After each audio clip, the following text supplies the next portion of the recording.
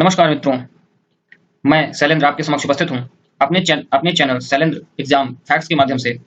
और आज मैं आपके समक्ष एक बहुत इंपॉर्टेंट टॉपिक रखूंगा जो कि लगभग सभी परीक्षाओं में पूछता है, चाहे वो टेट हो, सीटेट हो, पीसीएस हो, यहाँ तक कि यूपीएससी की परीक्षाओं में भी ये प्रश्न इससे बनते हैं। ठीक, अभी हाल ही में आयोजित की जाने वाली जो यूपी की बीईओ वगैरह की परीक्षाएं हैं, पीसीएस का जो अभी फॉर्म आया है, उसमें भी ये काम करेगा। ठीक, तो चलते हैं उस टॉपिक की ओर। हमारे टॉपिक का नाम है संविधान की अनुसूचियां। ठीक है, संविधान की अनुसूचियां, कॉन्स्टिट्यूशन शेड्यूल। ठीक है, चलो देखते हैं, एक एक पॉइंट देखेंगे। पहला पॉइंट है कि वर्तमान में हमारे संविधान में 12 अनुसूचियां हैं, मतलब इस समय 12 अनुसूचियां हैं। ठीक, पहला पॉइंट।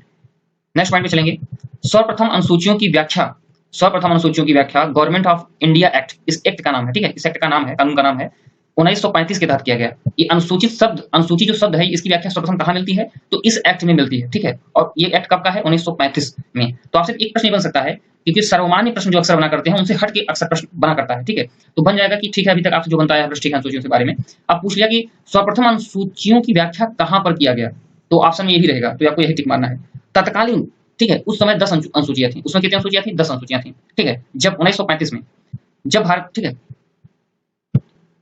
चलिए, तो हम ये देखेंगे कि आपके दिमाग में आगे जब आप प्रश्नों की ओर जाएंगे तो एक प्रश्न बन सकता है कि संविधान में प्रारंभ में अनुसूचियां 8 थी। जी हाँ, बिल्कुल आपने सही सोचा कि प्रारंभ में संविधान में 8 अनुसूचियां थी। ये आपका सोचना उचित है, लेकिन यह वह संविधान है, ये गवर्नमेंट ऑफ इंडिया एक्ट, यह वह एक्ट है जिसके तहत भारत का शासन चला करता था भारतीय संविधान बनने के पहले। ठीक है, तो उस संविधान में कितनी अनुसूचियां थी उसकी बात की जा रही है, न कि भारतीय संविधान की।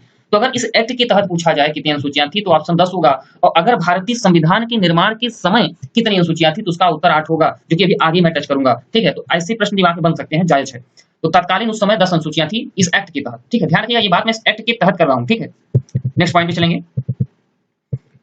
जब भारतीय संविधान को 26 नवंबर 1949 को संविधान सभा के द्वारा अंगीकृत किया गया, मतलब स्वीकार किया गया। ठीक है, तो उस समय 8 अनुसूचियां थी, लगभग 8 अनुसूचियां थी।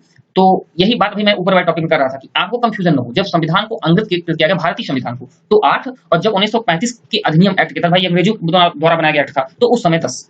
ठीक, और वर्तमान में 12। तो 3 कंडीशन आपको दिखती है, एक 10 वाली दिखती है, एक 8 वाली दिखती है, 12 वाली दिखती है। तो इस समय 12 है। ठीक, नेक्स्ट पॉइंट को चलेंगे। अब हम एक एक अनुसूची की व्याख्या करेंगे कि किस अनुसूची में किस विषय का वर्णन है और किस आर्टिकल के तहत ये अनुसूची आती है। ठीक, चलिए, संविधान के किस आर्टिकल के तहत आती है? पहला पॉइंट, किस अनुसूची में क्या क्या वर्णित है, शॉर्ट में, जो अक्सर एग्जाम से पूछता है।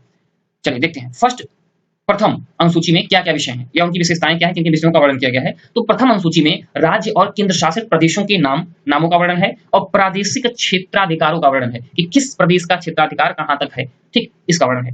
द्वितीय अनुसूची में क्या वर्णन है?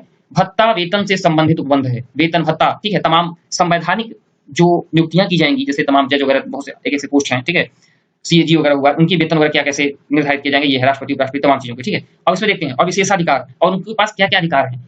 तो अब देख लेते हैं विशेषाधिकार किनके किनके हैं और किनके किनके वेतन और भत्तों का वर्णन इस अनुसूची के तहत किया गया है। तो चलिए अब देख लेते हैं। भारत के राष्ट्रपति, पहले हो गए भारत के राष्ट्रपति। ठीक है, सेकंड हो गए राज्यों के गवर्नर। थर्ड हो गया इसमें जो वर्णन है भत्ता और वेतन का, स्पीकर और उप स्पीकर लोकसभा। ठीक है, तो लोकसभा अध्यक्ष और उपाध्यक्ष, इन दोनों के वेतन और भत्तों का और विशेषाधिकारों का वर्णन है। ठीक, नेक्स्ट पॉइंट, राज्यसभा के अध्यक्ष और उपाध्यक्षों के भत्ता वेतन विशेषाधिकारों का वर्णन है। ठीक, राज्यों की विधानसभाओं के अध्यक्ष और उपाध्यक्षों के भत्ता वेतन और विशेषाधिकारों का वर्णन है। ठीक, यही चीज राज्यों के विधान परिषदों के अध्यक्षों उपाध्यक्षों के, ठीक है, वेतन भत्ता और विशेषाधिकारों का वर्णन है। ठीक, सर्वोच्च न्यायालय एवं उच्च न्यायालय के न्यायाधीशों के वेतन भत्ता और उनकी विशेषाधिकारों का वर्णन है। कंट्रोलर एवं ऑडिटर जनरल ऑफ इंडिया, कहीं कहीं इसलिए इसको लिखना आवश्यक था, तो कहीं कहीं सीधा इंग्लिश ही दे देता, हिंदी नहीं देता, तो दोनों आपको आना चाहिए, बहुत लैंग्वेज आपको पता होनी चाहिए। तो नियंत्रक एवं महालेखा परीक्षक कहते हैं इसको, नियंत्रक एवं महालेखा परीक्षक कैग, सीएजी, तो इनके वेतन भत्ता एवं विशेषाधिकारों का वर्णन है। ठीक, द्वितीय अनुसूची के अंतर्गत। अब कुछ चीजें द्वितीय अनुसूची के तहत और है, उसको देख लेते हैं। ये क्या है कि द्वितीय अनुसूची किन आर्टिकल्स में वर्णन है, किन आर्टिकल के तहत है। ठीक है, देख लेते हैं उन आर्टिकल्स को।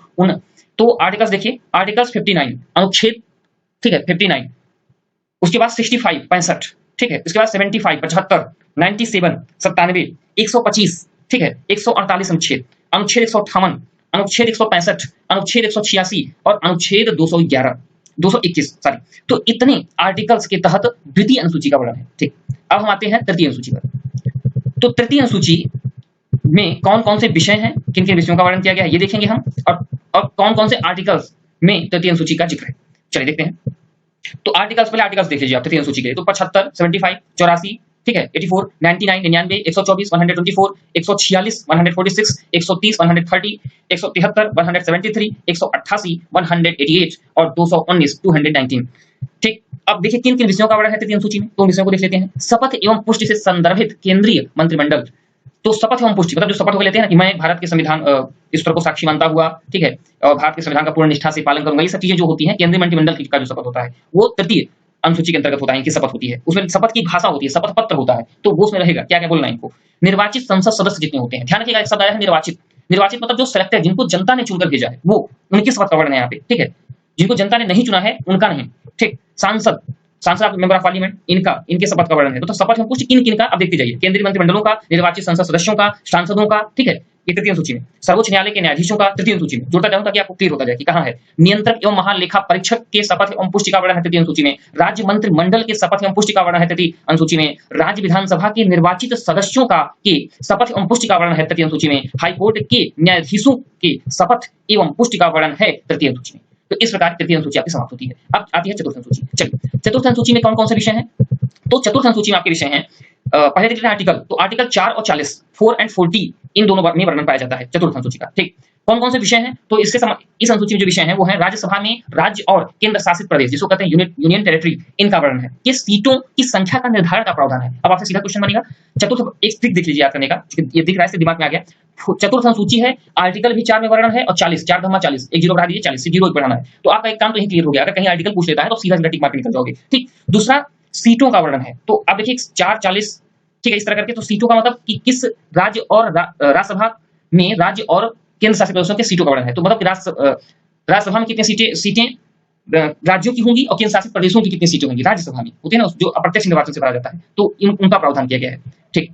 अब हम देखते हैं पांचवी अनुसूची। चलिए, पांचवी अनुसूची जो है, इसमें किस आर्टिकल के तहत इसका वर्णन है? 244 के तहत, ठीक। इसमें विषय क्या है उसको देख लेते हैं। अनुसूचित जातियों और क्षेत्रों के प्रशासन एवं नियंत्रण से संदर्भित प्रावधान है। किसमें? पांचवी अनुसूची में। पांचवी अनुसूची में क्या है? अनुसूचित जातियों और क्षेत्रों के प्रशासन एवं नियंत्रण से संदर्भित प्रावधान है।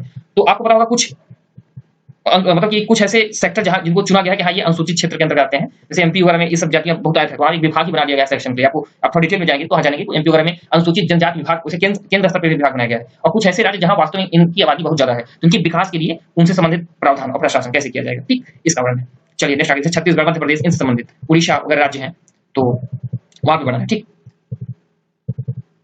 नेक्स्ट पॉइंट आते हैं, ठीक। अब आते हैं सिक्स्थ अनुसूची में। तो सिक्स्थ छठवीं अनुसूची के अंतर्गत किस आर्टिकल में पहले आता है ये देखेंगे, फिर किन किन विषयों का वर्णन है उसको देख लेंगे। तो छठवीं अनुसूची आर्टिकल 244, अनुच्छेद 244 और 275 के तहत इसका वर्णन पाया जाता है, ठीक। जो आर्टिकल अनुसूची 6 के अंतर्गत किन किन विषयों का वर्णन है उसको देख लेते हैं। खास विषय इसमें है, बहुत ज्यादा विषय नहीं है, खास विषय है। वो क्या है? जब डिटेल आप चाहेंगे तो कमेंट्स करिएगा, मैं उसमें आपको वीडियो बना के दे दूंगा। किसी भी अनुसूची पर आपको डिटेल चाहिए होगा तो आप कमेंट्स करिएगा। तो देखिएगा क्या है, असम, मेघालय, त्रिपुरा एवं मिजोरम, ये जो पूर्वोत्तर के 4 राज्य हैं, प्रदेशों की जनजातीय क्षेत्रों से संबंधित प्रावधान है, ठीक है। मतलब इन क्षेत्रों की जो जनजाति, क्योंकि इनमें जनजातीय आबादी बहुत तय मात्रा में है, तो इससे संबंधित प्रशासन, इनको कैसे, इनके जीवन स्तर को उठाया जाए, सुविधाएं कैसे दी जाए, इससे संबंधित प्रावधान है, ठीक। नेक्स्ट देखेंगे अनुसूची नंबर 7th अनुसूची, 7th शेड्यूल। और तो इसका वर्णन है अनुच्छेद 246, आर्टिकल 246 में इसका वर्णन पाया जाता है। इससे संबंधित विषय क्या है देख लेंगे 7वीं सूची में। तो 3 निम्नलिखित विधायी क्षेत्रों से संबंधित प्रावधान इसमें पाए जाते हैं। वे हैं केंद्रीय सूची, राज्य सूची और समवर्ती सूची। इन मतलब जो एग्जाम होते हैं ना, तो उसमें कॉमन सा प्रश्न आपसे आएगा कि केंद्र सूची, राज्य सूची और समवर्ती सूची का वर्णन किस अनुच्छेद के तहत किया गया है। पहला प्रश्न बन सकता है, या कभी कभी आर्टिकल दे देगा, तो आपको क्लियर रहेगा कि 7वीं अनुसूची के तहत इसका वर्णन किया गया है, ठीक है। आगे अगर आप चाहेंगे तो मैं हर अनुसूची में संबंधित विषय कितने हैं, कौन कौन से हैं, उसका वीडियो बना दूंगा, ठीक। पॉइंट हम आते हैं पॉइंट नंबर 8, अर्थात अपने अनुसूची नंबर 8 पे आते हैं, ठीक है, 8th शेड्यूल पे आते हैं। तो इसका वर्णन आर्टिकल 244, आर्टिकल 344 में इसका वर्णन है, और 351, मतलब 2 आर्टिकलों में इसका वर्णन पाया जाता है, 2 अनुच्छेदों में इसका वर्णन पाया जाता है।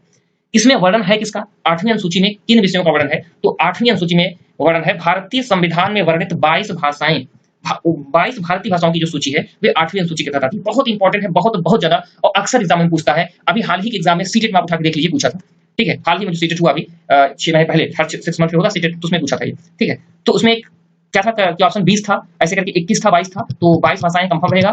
कभी कभी सूची पूछता है, कभी कभी भाषाएं पूछता है, तो ये क्लियर होना चाहिए, ठीक। नेक्स्ट अनुसूची पे आते हैं 9th शेड्यूल, ठीक है। तो जो 9th शेड्यूल है, इसका वर्णन संविधान के अनुच्छेद 31B में पाया जाता है, ठीक है, 31B में पाया जाता है। और इसमें क्या क्या वर्णन है, किन किन विषयों को रखा गया है? तो 9वीं अनुसूची के तहत जो विषय रखे गए हैं वो ये हैं। पहला विषय जमींदारी प्रथा का उन्मूलन। आपको पता होगा कि जमींदारी प्रथा पहले क्या था, एक व्यक्ति के पास असीमित जमीन रखने की क्षमता थी, तो इसी अनुसूची के तहत उसमें संशोधन किया गया, निर्धारित किया गया। सेकंड पॉइंट क्या है, यह प्रथम संविधान संशोधन अधिनियम द्वारा 1951 द्वारा जोड़ी गई। ठीक है, ध्यान रखिएगा कौन यह क्या, यह अनुसूची, यह अर्थात 9वीं अनुसूची प्रथम संविधान संशोधन अधिनियम 1951 द्वारा जोड़ी गई है संविधान में। मतलब 1951 के पहले नहीं थी, मैंने कहा था ना 8 थी केवल, 9वीं यहीं से जोड़ी गई प्रथम संविधान संशोधन में।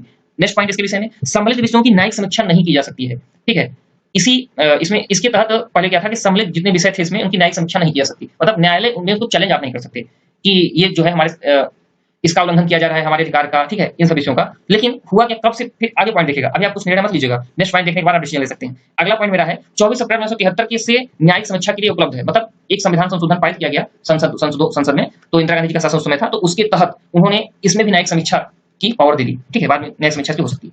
चलिए इसे कहते हैं पूरा डिटेल पढ़ने के बाद हमको डिसीजन लेना चाहिए। नेक्स्ट पॉइंट नंबर अनुसूची नंबर 10। ठीक है, 10th, तो 10th शेड्यूल देखेंगे। पहले देखेंगे माने फर्स्ट पॉइंट हम देखेंगे किस आर्टिकल के तहत इसका वर्णन है। तो आर्टिकल 102 के तहत इसका वर्णन है और 191, मतलब क्या हुआ कि 2 आर्टिकल के तहत इसका वर्णन है। ठीक, कौन कौन से विषय हैं उसको देख लेते हैं। तो खास कर ये जो शेड्यूल है, ये अनुसूची अक्सर जो एग्जाम में रहता है, जो पिछले अनुभव के आधार जो मैं बता रहा हूँ, तो अक्सर मैक्सिमम 80% ये दल बदल से संबंधित रहता है। 10th तो लोग दल 10 से 10 भी होता है, तो लोगों ने एक क्या कहते हैं एक फार्मूला सेट कर रखा है, तो 10 से 10 और 10 से 10th अनुसूची शेड्यूल और 10 दल और दल बदल 10 से 10 होता है, दल 10 होता है ना, दल बदल और 10 से 10 भी होता है। तो इस 10 से सेटिंग कर लेंगे आप कि 10वीं अनुसूची में दल बदल से संबंधित नियम है।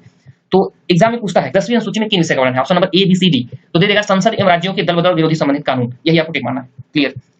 फिर एक विषय और है इसमें 1985 में मतलब ये देखेंगे कि यह अनुसूची कब जोड़ी गई। मैंने बताया था 8 अनुसूचियां थी, बार बार ध्यान रखिएगा कि मूल संविधान में 8 अनुसूचियां थी, तो ये अनुसूची आई कहां से। अभी मैंने बताया कि 9वीं जो अनुसूची थी वो प्रथम संविधान संशोधन से आई, लेकिन ये कहां से आई, ये 1985 में 52वां संविधान संशोधन के तहत इसको जोड़ा गया। ठीक, अब हम आते हैं 11वीं अनुसूची 11th शेड्यूल। इसका वर्णन कहां पे है, इसका वर्णन है आर्टिकल 243, मतलब 243 जी, मतलब अनुच्छेद नंबर 243 जी में इसका वर्णन है।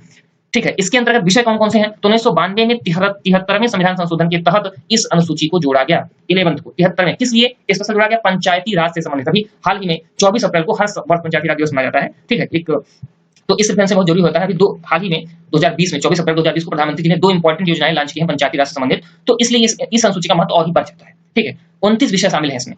कितने विषय शामिल है, 29 विषय। ठीक है, खास चीज देख लेते हैं, जो भाई 29 विषय का पूरा बड़े संभव नहीं है, आप कहेंगे तो अलग वीडियो में दे दूंगा, लेकिन एक खास विषय देख लेते हैं, पंचायत की शक्तियां, ग्रामीण विकास, गरीबी उन्मूलन, बाजार एवं सड़क। ठीक है, मतलब ये सब चीजें जो पंचायत स्तर पे लागू होती है, पंचायत स्तर उनसे संबंधित ये क्षेत्र जो मैंने बताया, पंचायत की शक्तियां, ग्रामीण विकास, ये सब चीजें, तो इसका वर्णन है 11th शेड्यूल में। ठीक है, अब आते हैं हम अपने अंतिम अनुसूची की तरफ आते हैं, जो आज की लास्ट अनुसूची है, 12th अनुसूची, अर्थात 12th शेड्यूल अर्थात 12वीं अनुसूची। तो इसका वर्णन हमारे आर्टिकल 243W अर्थात अनुच्छेद 243W में इसका वर्णन है। ठीक है, तो इसमें विषय कौन सा है, देख लेते हैं विषय।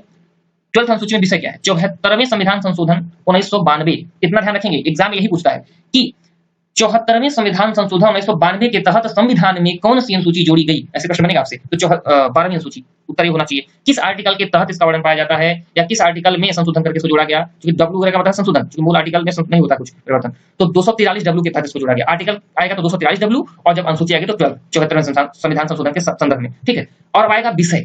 अगला पॉइंट जो एक बनता है प्रश्न कि नगर पालिकाओं की शक्तियों और जिम्मेदारियों से संबंधित वर्णन किस अनुसूची में है, एक प्रश्न ऐसे बनेगा, या प्रश्न ऐसे बनेगा कि 74वें संविधान संशोधन 1992 के तहत कौन से विषय जोड़े गए या किससे संबंधित ये संशोधन हुआ। तो नगर पालिकाओं की शक्तियों जिम्मेदारियों से संबंधित, मतलब अभी आज जो नागरिक व्यवस्था आप देख रहे हैं, मेयर की, पार्षदों की, ये इसी के तहत है, 1992 के तहत है। इसके पहले ऐसी व्यवस्था नहीं थी। ठीक है, एक अलग तरह के प्रशासन से डील किया जाता था, उसको नेतृत्व करके चलाया जाता था। ठीक, तो आज के लिए बस इतना ही। इसी तरह की वीडियो को प्राप्त करने के लिए अपने चैनल को सब्सक्राइब कर सकते हैं, लाइक कर सकते हैं। ठीक है, धन्यवाद।